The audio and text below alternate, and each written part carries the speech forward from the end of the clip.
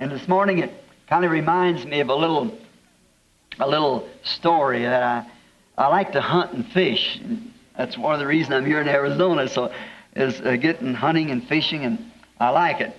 And so I was fishing one time in New Hampshire, and I guess I got a lot of partners in here that like to fish, both and the male and female too. We all like it. So I had a little pup tent I packed way high above where, the fellows kind of a little heavy or something couldn't walk up there. And there's many fine of those brook trout, brown square tail cutthroat, they're just full of them little tributaries coming down out of the top of the mountains in New Hampshire. And a little trout, maybe 14, 16 inches long, just many of them.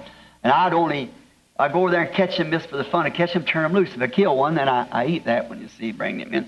So I had some of this old moose willow growing up, and every time I'd switch my fly line, I had a little royal coachman that'd fly back in there with it. I'd switch it around a bunch of moose willow.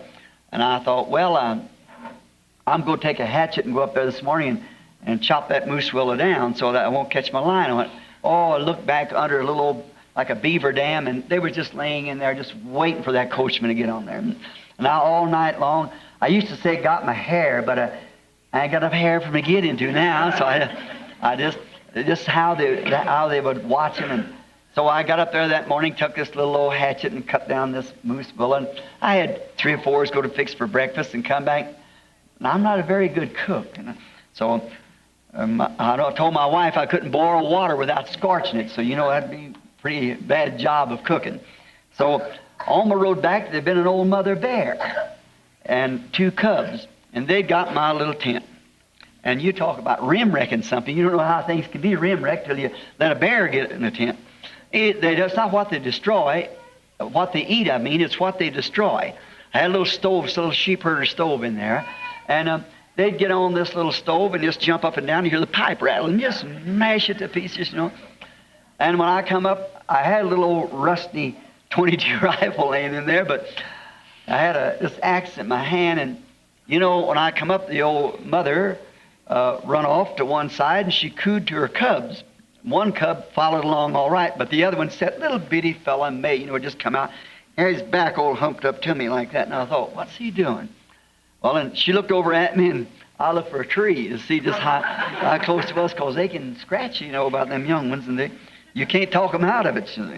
So I watched the old mother a little while, she kept cooing, making noise, something like a bird. You'd have to know what one sounded like.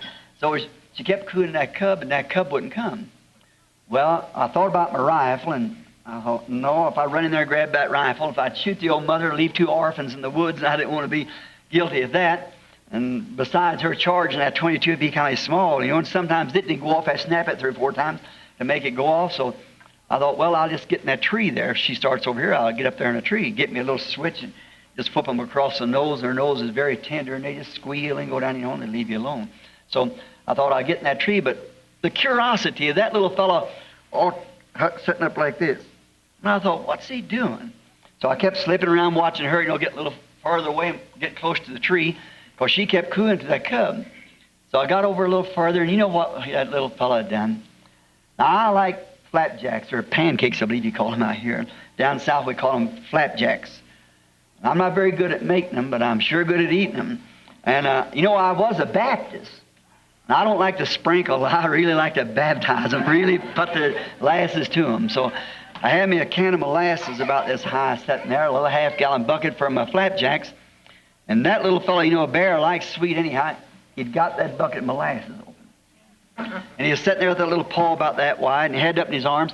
He's just socking his little foot down and licking like that. Just right. And he'd lick that little tongue. And I started, if he just had a camera, I'd love to show that this morning, just to look at it. And there he was putting his little foot down there and licking like that. And I hollered, get away from there, like that.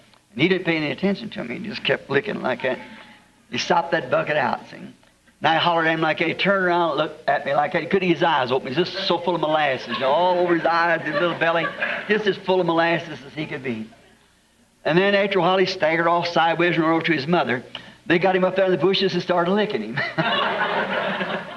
They were afraid to set the bucket, but they could lick him. And I said, if that isn't a type of a good old Pentecostal meeting, Just gets so full of good, sweet stuff, you go out and somebody lick off of it. That's a real fellowship meeting. Now we just come like this to get our hands in the bucket, each one of us, plumb up to the elbow of God's blessings.